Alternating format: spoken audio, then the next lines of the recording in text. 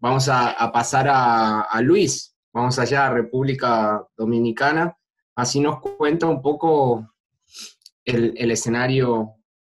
Bueno, como comentaba Edgar, en el caso de República Dominicana también la mayoría de medidas han sido de carácter administrativo, no ha habido una intervención legislativa sustantiva en el caso de impuestos, sino que se ha tratado mucho de aplazamientos de periodos y de periodos muy cortos. Esto se debe, o una de las razones por la cual se explica esta situación es lo que comentamos en el momento político que vive.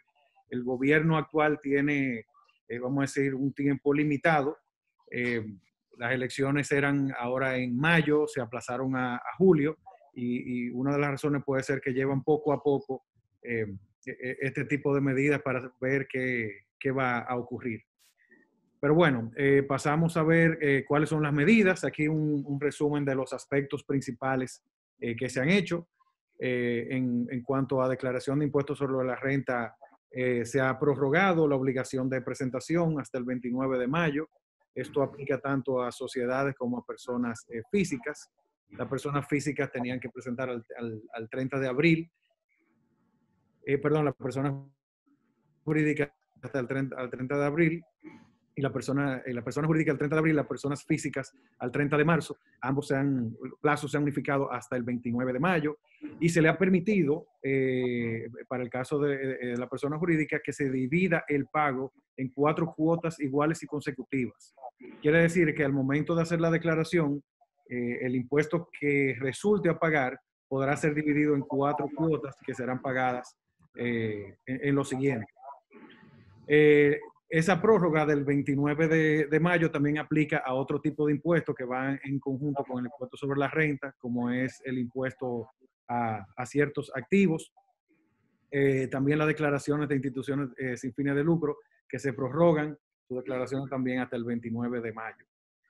En cuanto al impuesto a la transferencia de bienes y servicios, que es, equivalente al IVA, existe una flexibilidad de pago respecto a los meses de febrero y marzo.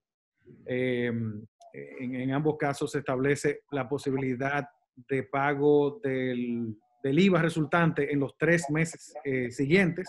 Se divide en 3 cuotas mensuales en el pago de impuestos como una forma de dar liquidez a la compañía que corresponda.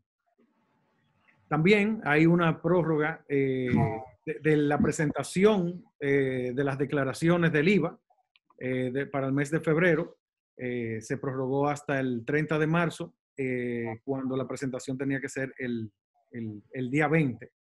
Y también se aplazaron unas fechas de pago determinadas para dar un poco más de flexibilidad.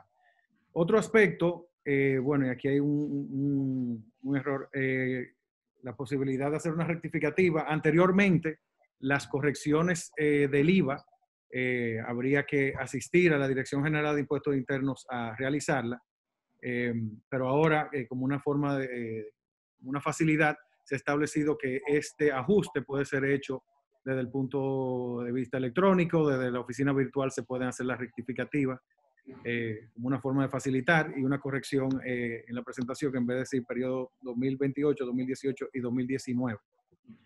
También se ha establecido una suspensión temporal de la aplicación del IVA a elementos necesarios para combatir la pandemia, como podemos ver, el agua oxigenada, los guantes. Se ha suspendido temporalmente. Ya la discusión de la legalidad o no, eso será analizado más adelante, pero se está implementando esa exención del pago de ese impuesto. También hay una extensión del plazo de vigencia de la tarjeta de exención del IVA para zonas francas.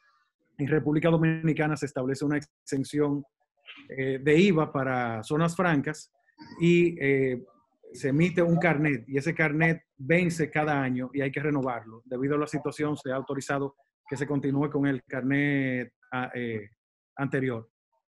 Estos son de los elementos más relevantes. Los acuerdos de pagos existentes. Bueno, que un contribuyente haya llegado a un acuerdo de pago con la DGI. La DGI administrativamente estableció que se divide a un 50% el pago de las cuotas resultantes.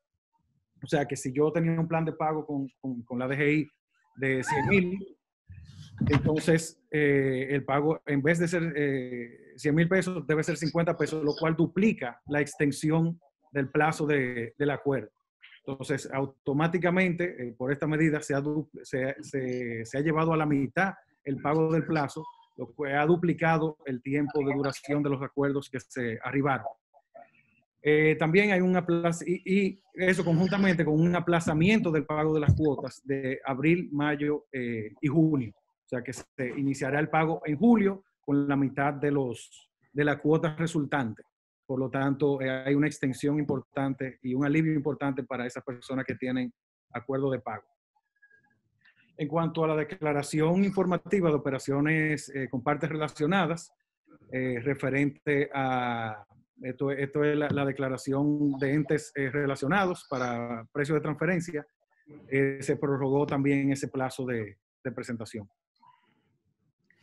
En cuanto al impuesto selectivo al consumo, hay un acuerdo de pago para 3 cuotas mensuales consecutivos para productos del alcohol y del tabaco, y también se ha prorrogado el pago para productos como combustibles y GLP. Se han extendido los plazos de pago.